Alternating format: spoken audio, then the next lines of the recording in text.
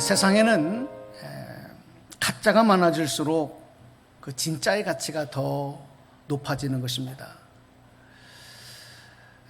오늘날 예수를 믿는 그 믿음, 그리고 우리가 신앙생활하는 그 내용 속에서도 진짜가 아닌 가짜가 너무 많아지고 있습니다. 따라서 진짜 신앙생활은 어떤 것인가? 그래서 오늘 말씀의 제목도 진짜 신앙생활 이렇게 정했습니다. 오늘 말씀을 통해서 함께 서로 깨닫고 결단하는 그런 시간이 되었으면 좋겠습니다.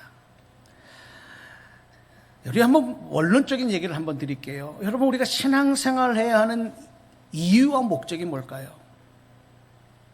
신앙생활을 해야 되는 이유와 목적은 우리가 구원받고 영생을 얻어서 천국에서 영원한 생명을 누리기 위한 것입니다. 여러분 믿습니까? 예. 우리가 신앙생활을 하는 것, 그거 외에 다른 이유가 없어요. 예수 믿고 구원받고 영생을 얻어 천국에서 영원한 삶을 누리는 것, 여러분 이렇게 될 수 있는 방법은 하나밖에 없거든요. 유일한 방법, 그것은 하나님의 아들이신 예수님 믿고 죄사함 받는 것입니다. 그래야 가능한 거거든요. 이게 신앙생활의 이유와 목적이고 내용이 되는 것이에요. 그런데 요즘 우리 세상에서는 이 얘기는 저 뒤로 밀어놓고 다른 엉뚱한 얘기들만 우리 신앙생활을 다 온통 이렇게 포장을 해놓고 있습니다. 여러분들이 교회 나와서 신앙생활하는 내용 속에서도 이 내용은 저만큼 떨어뜨려 놓고 다른 것들, 교회가 다른 것들을 위해서 애쓰고 움직이는 모습을 많이 봐요. 하나님께서는 독생자 예수님께서 흘리신 그 보혈의 피값을 통해서 예수의 아들이신 예수님의 생명이 머무는 사람들, 그들은 이제 죄인이 아닌 하나님의 아들로 인정을 하시고, 그리고 하나님을 아버지라 부를 수 있는 특권을 허락해 주시는 거예요. 그래서 하나님의 아들이신 예수님의 생명이 우리 안에 머물 때 우리는 이 땅을 살아가는 동안에 하나님의 아들로서의 특권을 누릴 뿐만이 아니라 또한 예수님이 그렇게 하셨던 것처럼 우리들도 하나님의 맡겨주신 사명을 위해 일하는, 살아가는 모습이 되어야 되는 겁니다. 온전히 진짜 예수님 믿지 아니하고 단순히 그냥 교회 다니고 그냥 예배 드리고 봉사하고, 여러분 그것은 진짜 신앙생활이라고 할 수 없어요. 그냥 종교생활이지. 오늘 이 말씀 가운데 함께 하신 여러분들, 종교생활 하지 마시고 진짜 신앙생활 하시기를 주님의 이름으로 축원합니다. 종교생활이라고 하는 것은 내가 주체가 되는 거예요. 내가 중요한 거예요. 내가 주체가 되는 거예요. 그러나 진짜 신앙생활은 내가 아닌 예수님이 주체가 되는 거예요. 예수님이 주체가 되는 거예요. 진짜 신앙생활은 내 형편과 내 마음과 의지로 하지 않습니다. 그런 것이야 어떻든 간에 내 삶에서 하나님의 말씀에 순종하고 성령님의 인도하심을 따라가서, 그래서 예수님이 나의 주인이 되시고 나는 그분의 종으로서 맡겨주신 사명을 감당하는 삶, 여러분 이게 진짜 신앙생활이거든요. 많은 사람들이 착각을 해요. 많은 사람들이 착각하는 게, 신앙생활이라고 하는 것을 우리가 알고 있고 또 내가 신앙생활을 하고 있다고 생각을 하고 있지만 진짜가 아닌 가짜, 껍데기, 여기에 머물러서는 안 되지 않겠느냐 하는 것입니다. 우리 성경의 인물 중에서 진짜 신앙생활의 참 모델이 되는 성경의 인물 중에 한 분이 바로 사도 바울입니다. 그 증거가 뭐냐 하면, 우리는 성경에 기록된 내용을 가지고 말씀을 해야 되잖아요. 신약 성경이 총 27권인데 27권의 말씀 중에서 13권의 말씀이 사도 바울이 쓴 서신서, 그게 이제 신약 성경의 13권을 차지하고 있습니다. 그런데 말씀을 준비하면서 쭉 찾아보니까 이 13권의 말씀에 대체적으로 바울이 자신을 소개할 때 표현한 말이 무슨 말이냐면, 예수 그리스도의 종된 나 바울은 이렇게 얘기를 해요. 자신을 나는 예수 그리스도의 종이다. 또 다른 표현은 예수 그리스도에 대한 사도. 이렇게 자신을 이렇게 사람들에게 먼저 나타내고 소개했습니다. 그런데 사도 바울만이 아니에요. 다른 신약 성경의 저자들인 예수님의 사도들 중에서 야고보, 베드로, 유다, 요한, 이런 사도들도 보니까 모두가 다 자신을 예수님의 종이라, 그리스도의 종이라라고 표현하고 있습니다. 여러분 진짜 그런지 아닌지 여러분 한번 성경을 열어보시고 찾아보세요. 그러니까 여러분 보세요. 종이라고 하는 말은요, 종이라고 하는 말은 사실 좋은 말이 아닙니다. 반가운 말이 아닙니다. 유쾌한 말이 아닙니다. 종이라고 하는 것은 자신의 주인에게 속해 있는 사람, 그러니까 자기 주인에게 자기 생명과 자기의 모든 것이 달려있는 사람. 그러니까 종이 할 수 있는 일은 주인의 말에, 주인의 명령에 순종하고 그 일을 하는 것뿐이에요. 내 생각과 내 의사나 내 표현이 아무 상관이 없어요. 아무 효력이 없는 거예요. 종은 그런 거예요. 내가 하기 싫어도, 내 마음이 그렇지 않아도, 내 감정이 그렇지 않아도, 내 형편이 되지 않아도 주인의 명령이 있으면 그 주인의 뜻을 따라서 행하는, 바로 그 일을 감당하는 사람이 바로 종이다 하는 것입니다. 이 신약 성경이 쓰여지던 시대에 보면 그 사회가 이 주인과 종의 이 신분 관계가 굉장히 뚜렷하게 있었을 때입니다. 특별히 로마 시대라든지 그리스라, 아테네 이런 곳에서는 이 주인과 종의 신분 관계가 너무 투철하게 있었는데, 여러분 이런 소설이라든지 또 영화라든지 이런 여러 가지 자료들을 통해서도 우리가 보면 이 종이라는 신분들은 너무 비참해요. 자유가 없어요. 그냥 주인의 손과 발의 역할만 하는 사람들입니다. 비참한 것이죠. 그럼에도 불구하고 이런 사실을 너무나도 잘 알고 있었던 그들이 자신들을 종이라고, 예수님의 종이라고 얘기하기까지 이들이 예수님과 나와의 관계를 어떻게 생각하고 있었는지를 우리는 분명히 알 수 있는 대목이라는 거예요.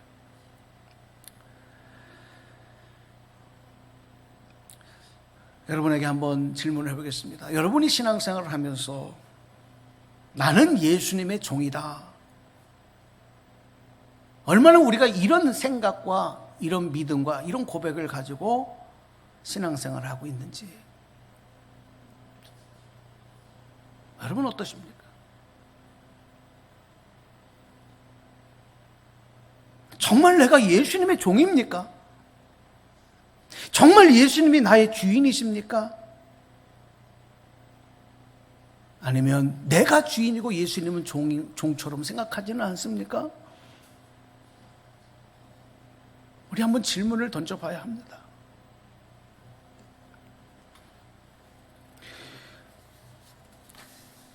오늘 본문 말씀을 한번 보시면, 이 본문 말씀은 예수님께서 이제 갈릴리 호수에서 고기를 잡으며 생활하던 시몬 베드로, 그리고 그 동생 안드레, 그리고 그 친구요 동업자였던 세베대의 아들 야고보, 요한이 어떻게 해서 모든 것을 다 버리고 예수님을 따라서 이제 제자가 되어지는가 하는 그런 내용에 대해서 구체적으로 이제 설명해 주는 내용이 되겠습니다. 이 누가복음의 저자였던 누가는 의사 출신이었기 때문에 굉장히 논리적이고 그리고 관찰력이 뛰어난 사람으로 추정이 됩니다. 그래서 다른 복음서에 이 사건이 동일하게 기록되어 있지만 누가는 특별히 이 사건이 있기 전에 먼저 정황을 설명을 해주는데, 예수님에 대한 소문이 사방에 퍼졌고 예수님에 대한 그 칭송이 굉장히 사람들에게 높아 있었다는 것을 누가복음에서 설명을 하고 있어요.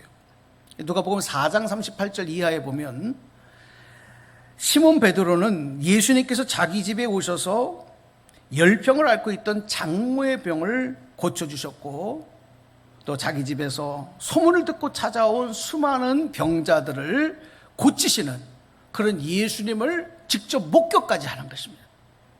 예수님에 대한 소문과 많은 사람들의 칭송받는 것을 소문을 통해서 들었을 뿐만이 아니라, 베드로는 직접 자기 눈으로 자기의 가족, 자기 장모의 병을 고치고 자기 집에 찾아온 많은 사람들을 고치시는 기적과 능력을 눈으로 보았어요. 그런데 여러분, 베드로가 그런 내용을 듣고 이렇게 눈으로 보았지만, 성경에는 베드로가 예수님을 영접했다, 예수님을 믿었다, 이런 내용에 대해서는 기록하고 있지 않아요. 무슨 말입니까? 그럼에도 불구하고 베드로는 예수님을 믿지 않았다는 거예요. 하나님의 아들로 그리스도로 믿지 않았어요. 자, 그런데 어느 날 베드로가 밤새 나가서 고기를 찾습니다. 그는 갈릴리 호숫가에서 부모 때부터 계속 고기를 잡는 업으로 잔뼈가 아주 굵어진 사람이거든요. 근데 그날 나가서 밤이 새도록 고기를 잡았는데 빈배로 돌아와요. 얼마나 지쳤겠습니까? 얼마나 허탈하겠습니까? 얼마나 기분이 안 좋았겠습니까? 자, 그래서 그런 마음을 가지고 그물을 정리하고 있는 거예요. 그런데 또 한쪽편에서는요, 많은 무리들이 예수님에게 아침부터 달려나와서 예수님 말씀을 듣기 위해 몰려들고, 예수님은 높은 곳에 서셔서 그들을 향해서 하나님의 말씀을 가르치고 계셨어요. 자, 이 상황이 동시에 지금 일어나고 있는 거예요. 그러다가 예수님이 저 호숫가 해변을 이렇게 바라보는데 보니까 배 두 척이 있는 거예요. 그걸 보시고 예수님이 그 배 있는 곳으로 가셔요. 왜냐하면 그 당시에는 이런 마이크라든지 이런 것이 없어서 많은 사람들이 예수님 듣기에 굉장히 불편함이 있었을 거거든요. 그런데 바닷가를 등지고 육지를 향해서 얘기를 하면 이 소리가 더 확장이 되어져서 많은 사람이 더 잘 들을 수 있기 때문에 예수님이 그 두 배를 보시고 가신 거예요. 그리고 한 배에 오르셨는데 그 배가 베드로의 배예요.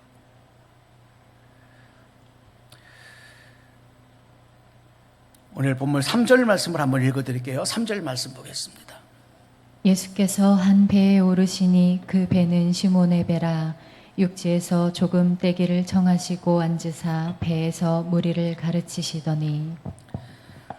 자, 여러분, 이 베드로는 성경에 보면 아주 성격이 포악한 사람이라고 하는 것을 이제 여러 군데서 이야기를 하고 있거든요.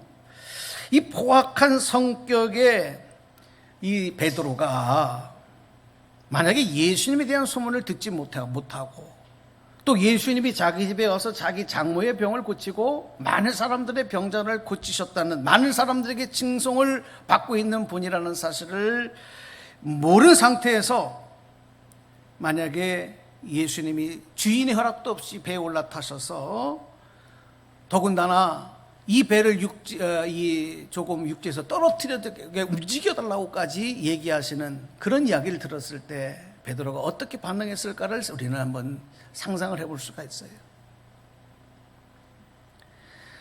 오히려 예수님에게 어떤 심한 말과 포악한 행동을 충분히 할 수 있는 그런 상황과 형편이었지만, 베드로는 예수님에 대해서 알고 있었기 때문에, 듣고 있었기 때문에 반항하지 않아요.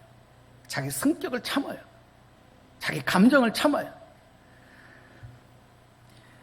지금 산더미같이 밀려있는 일들을 뒤로 하고 지친 몸을 감수를 하고 예수님이 타신 그 배를 육지에서 떨어뜨려서 이제 그곳에서 예수님이 사람들에게 하나님의 말씀을 가르치실 때까지 그 선주인 베드로는 참고 인내하는 거예요. 여러분, 우리가 인간적으로 지금 베드로를 한번 생각을 해보면 이거 인내심이 없으면 할 수 없는 일이거든요. 지금 상황이 그런 거예요.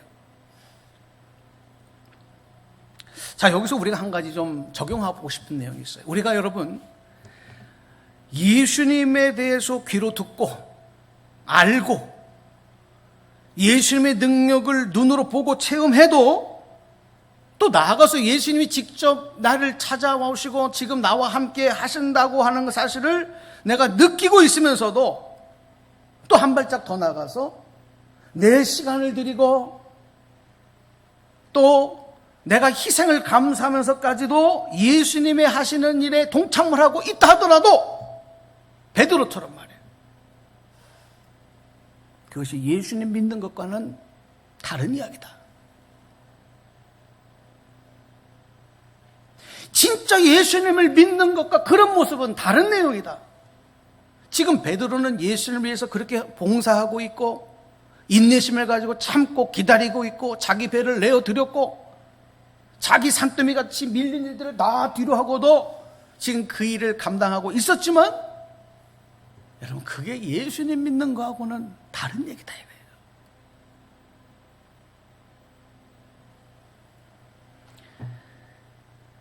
베드로는 그렇게 하고 있으면서도 예수님과 배에 머물러 있던 그때 그 시간이 빨리 좀 지나갔으면 좋겠다. 피곤하다. 빨리 들어가서 좀 쉬고 싶다. 예수님 말씀이 왜 이렇게 기냐? 아마 별의별 감정의 생각에 그런 갈등들이 그 마음속에 굉장히 많이 일어났을 거예요. 오늘 말씀 가운데 함께 있는 여러분들 중에서 그런 마음이 일어나지 않기를 바라요. 네?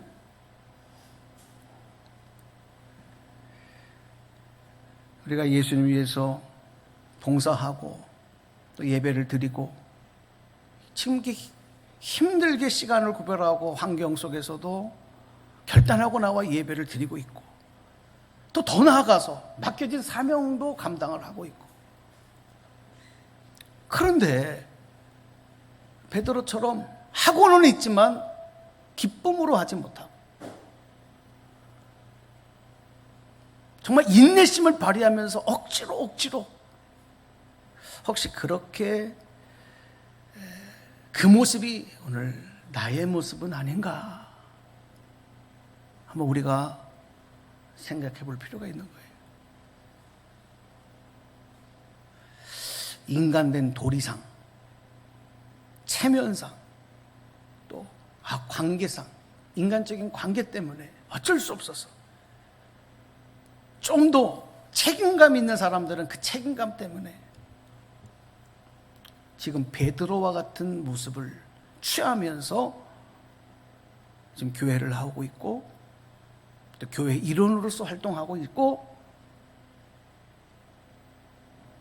하지만 그게 진짜 신앙생활이라고 착각해서는 안 된다.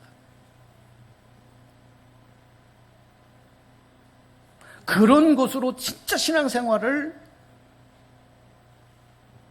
우리가 설명할 수가 없다라고 하는 말씀.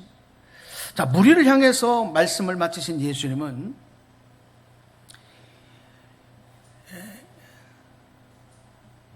베드로를 향해서 더 황당한 말씀을 하셔요. 말씀을 마치셨을 베드로는 이제 살았다. 이제 빨리 가서 밀린 일을 해야 되겠다. 이제 가서 좀 빨리 쉬어야 되겠다. 그런 마음이 확 들지 않았겠어요?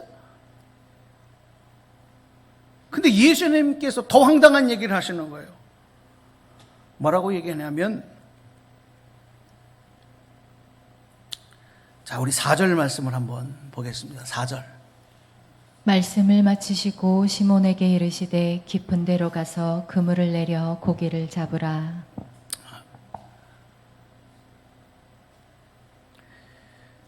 육지에서 배를 조금 띄우라, 떨어뜨리게 하라 라고 하는 것은 성경에 보니까 3절에 청하시고 그랬어요. 청하시고. 그러니까 베드로에게 저 이 배의 선주요, 좀 그렇게 좀 해주시오. 좀 그렇게 하기를 부탁합니다. 이렇게 청했다는 거예요. 그것도 사실은 받아들이기 어려운 내용인데, 그리고 참고 인내하고 기다렸는데, 지금은 이제는 배를 깊은 데로 가서 거기다 그물을 내려라. 이거는 청하는 것도 아니고 이제 명령을 하셔요. 이런 황당한 일이 어디 있습니까? 베드로 입장에서는 너무너무 황당한 거예요. 여러분, 사람들이 제일 자존심 상하고 화가 날 때가 언제인지 아십니까? 근데 교회에서도 가끔 그런 걸 경험해요. 교우들끼리 관계 속에서도 그렇고요. 제일 화나고 자존심 상할 때가 언제냐면, 비전문가가 전문가에게 감나라 콩학나라 하면서 가리키려고 할 때예요. 내가 하는 일에 대해서 알지도 못하는 사람이 내가 하는 일에 대해서 이래라 저래라 말하는 거예요. 여러분, 그런 일 많이 겪어보셨을 거예요. 아이, 자존심 상하고 기분 나쁘죠. 화가 나요. 여러분, 베드로는 고기를 잡는 일을 그 부모 때부터 생업으로 가지고 왔던 집안이고 지금도 업으로 살아가는 사람이에요. 고기 잡는 데 있어서만큼은 전문가. 특별히 이 갈릴리 호수, 예? 이 오늘은 게네사렛 호수라고 했는데 이 갈릴리 호수를 또 다르게 부르는 이름이에요. 이 갈릴리 호수에서 잔뼈가 어릴 때부터 태어났고 자라난 사람, 여기에는 어떤 고기들이 많이 있고 언제 나가서 고기를 잡아야 되고 어떻게 해야 되고 누구보다도 잘하는 사람이 바로 베드로였다는 말이에요. 근데 예수님은 나사렛에서 요셉 목수의 아들로 성장을 하셨어요. 고기 잡는 일에 대해서는 예수님은 비전문가예요. 그런데 오늘 그런 베드로를 향해서 고기 잡는 일에 대해서 명령을 하신다 이거예요.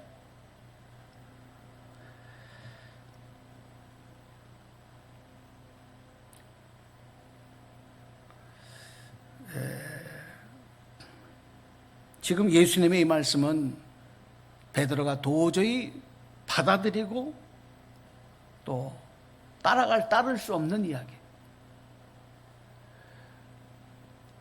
왜냐하면 또 지금 그때가 깊은데, 아침 시간인데 깊은데 가서 그물을 내릴 수 있는, 그래서 고기를 잡을 수 있는 시간대도 아닌 거예요.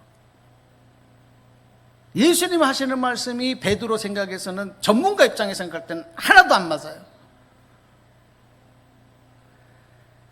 자, 그런데 베드로가 예상을 뛰어넘어서 이렇게 말합니다. 자, 주목해 보겠습니다. 5절 말씀입니다.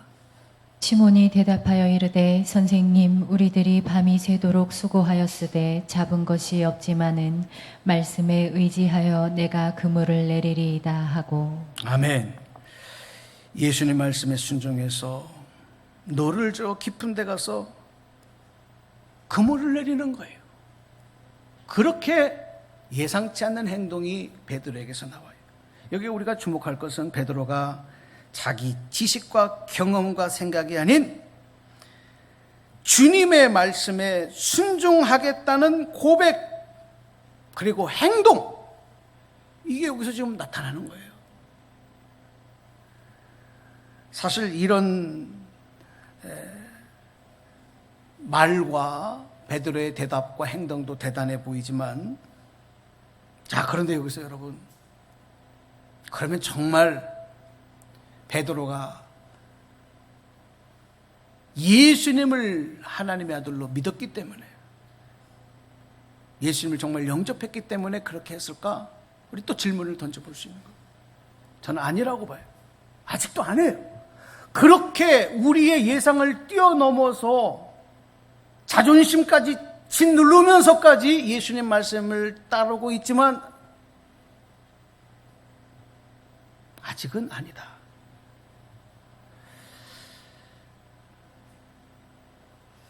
그런데 여러분, 베드로 안에서 굉장히 중요한 변화는 나타나고 있어요. 그 변화는 뭐냐면, 그 증거가 바로 말씀에 의지하여 이 고백을 하고 있는 거예요. 그러니까 여러분, 우리가 진짜 신앙생활을 하는 과정 속에서는 지금 베드로가 거쳐가는 이런 과정과 같이 아주 중요한 변화의 시점은 여러분, 말씀에 순종하는 단계가 있어야 돼요. 아멘입니까? 근데 말씀에 순종한다고 해서 그것이 예수님을 진짜 믿는 것까지 나간 거냐? 과정이다 이거예요. 과정. 변화가 일어나고 있는 거예요. 그러면 반대로 말하면 말씀에도 순종하지 못한다. 그러면 예수님하고 나하고는 관계가 없어지는 거죠. 진짜 신앙생활과 그리고 예수님을 내 삶의 주인으로 모신 삶을 위해서 우리 안에서 반드시 일어나야 될 변화, 말씀을 의지하는 것, 하나님 말씀을 의지하며 살아가는 여러분의 삶의 변화인 것입니다. 여러분에게 반드시 그런 변화가 나타나야 되기를 주님의 이름으로 축복합니다. 그러니까 하나님 말씀을 의지한다는 얘기는 하나님의 말씀을 내 생각과 내 경험과 판단보다 앞에 두고 우선한다는 거예요. 그러니까 베드로가 그 예수님 말씀대로 할 수 있었잖아요. 지금 내가 하는 일의 전문가라 하더라도 그 지식과 내가 알고 있는 그 어떤 것보다 말씀을 더 의지할 때 우리는 그때 살아계신 하나님의 능력과 구원과 부르심을 경험할 수가 있어요. 그래서 여러분, 우리가 반드시 말씀에 의지함과 동시에 따라와야 될 것은 내려놓는 거예요. 내 생각을 내려놓고, 내 지식을 내려놓고, 내 판단을 내려놓고 말씀을 의지하는 여러분 믿음의 변화가 나타나기를 주님의 이름으로 축원합니다. 그러니까 말씀을 의지하는 이 믿음의 단계가 없으면 예수님과 나와의 관계는 베드로처럼 그냥 단순히 잘 아는 지인 관계. 나 예수님 대해서 잘 알아. 예수님 어떤 분이신지 잘 알아. 또 고마운 은인 정도. 예수님 우리 장모님을 고쳐주셨어. 예수님은 우리 집에 오셔서 특별히 우리에게 은혜를 내려주셨어. 고마운 분이야. 고마운 은인 정도. 또 가르침을 받는 스승, 인간적으로 존경할 만한 분. 여러분, 여기에 그치고 마는 거예요. 여러분, 우리가 예수님을 이렇게 알고 이렇게 생각하면서 믿는다고 하는 사람들이 얼마나 많아. 그 예수님 믿는 겁니까?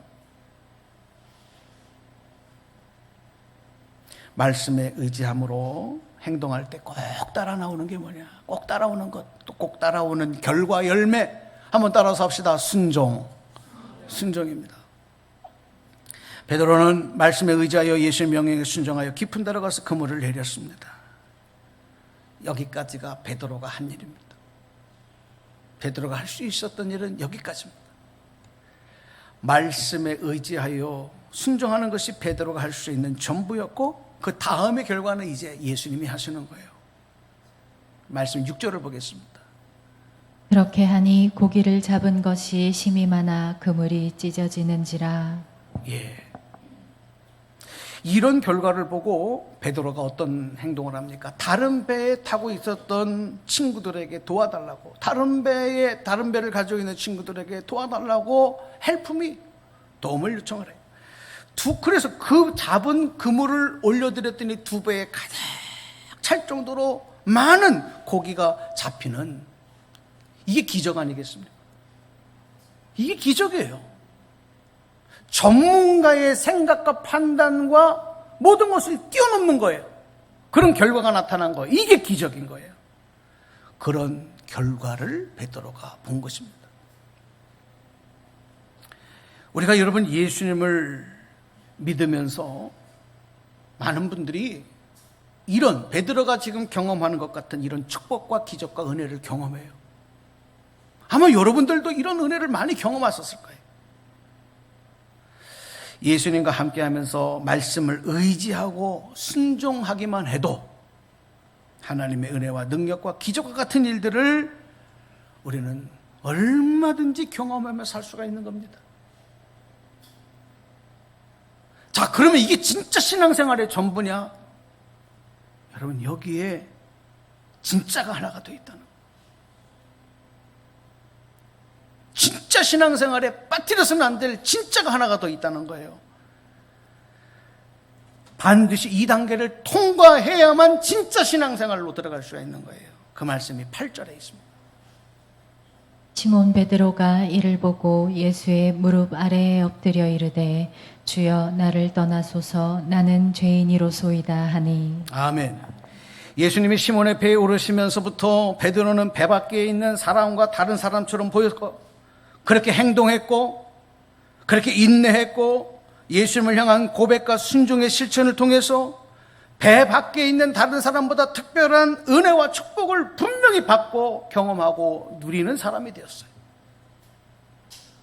그러나 베드로에게 예수님이 주인 되시고 또 예수님의 종된 삶이 시작된 것은 지금 이제 이때부터입니다. 이 고백이 있고 난 다음부터입니다.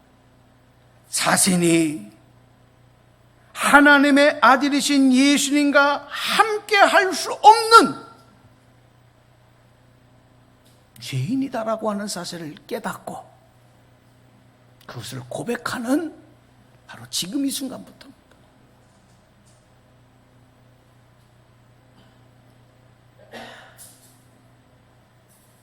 베드로는 소문으로 알고 있고 병고침의 역사를 행하시는 예수님을 눈으로 보고 경험했고 또 자신의 가정에 은혜를 베풀어 주시고 정말 고마운 예수님을 넘어서서 이제 그분이 거룩하신 하나님의 아들이시고 나는 그 앞에 설 수조차 없는, 함께 할 수조차 없는 더러운 죄인이기 때문에 그분 앞에 있는 것조차 민망스럽고 감당할 수 없는, 그래서 주여 나는 죄인이오니 나를 떠나소서.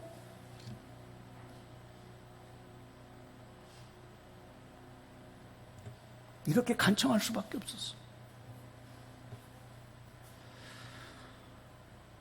이렇게 예수님을 내 삶과 내 생명의 주인으로 영접하고 나고 나니까 나는 이제 그분의 종이라고 고백할 때 예수님이 이루시기 위한 구원의 사역, 이 땅에 오신 목적, 예수님이 하시기로 또 하고 계셨던 구원의 엄청난 대사역에 동참하도록 함께하는 귀한 사명을 맡겨주시는 거예요. 그 말씀이 10절 이하에 있습니다. 말씀 보겠습니다.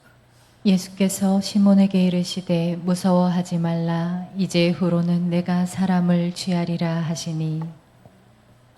저는 이 말씀을 준비하면서 진짜 신앙생활이라는 게 뭘까? 저는 이때부터 시작된다고 봐요. 이때부터. 예수님이 진정 하나님의 아들이시고 나는 죄인입니다. 이 고백, 이 진정한 고백. 그리고 예수님이 이제 나의 지인, 아는 분, 고마운 분을 떠나서 예수님은 나의 주인이시고 나는 그 예수님의 거룩한 일을 부여받은 예수님의 종입니다. 이 고백이, 그 믿음이 생겨야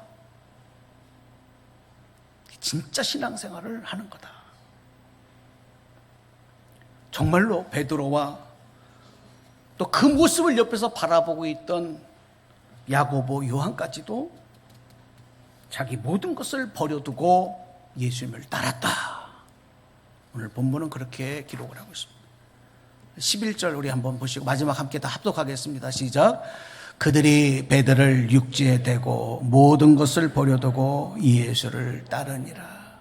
아멘. 여러분 이왕 신앙생활 하시는 거 여러분 진짜 신앙생활 하십시오. 진짜 이왕이면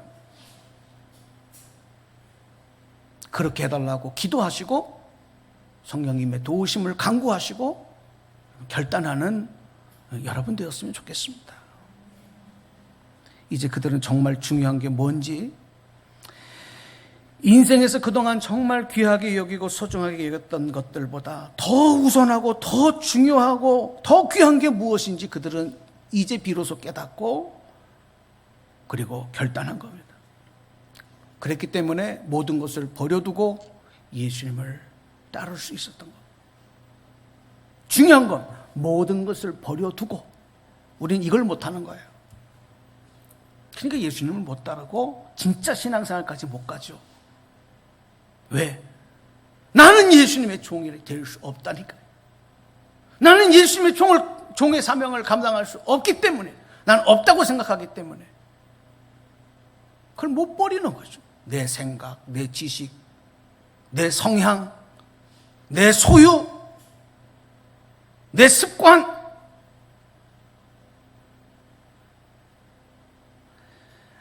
오늘 이 말씀을 여러분과 함께 나누면서 더 이상 우리의 삶의 모습이 진짜가 아닌 가짜에 집착하지 않기를 바라고, 오늘 거룩하신 하나님의 아들이신 예수 그리스도, 그 생명이 우리 안에 머물러 내가 하나님의 자녀로 하나님 인정해 주셨음에도 하나님의 아들로 살지 못하고 예수님의 종으로 맡겨진 사명을 감당하는 것이 아니라 썩어질 냄새나는 세상의 것만 따라다니는 날파리와 같은 그런 인생을 우리 더 이상 추구하지 않았으면 좋겠다. 이런 결단을 가지고 예수님의 종으로 구원받은 하나님의 자녀로 여러분 진짜 신앙생활을 감당하시는 우리 저와 여러분, 우리 교회가 되기를 주님의 이름으로 간절히 축원합니다. 축복합니다. 두 눈을 감으시고 기도하겠습니다.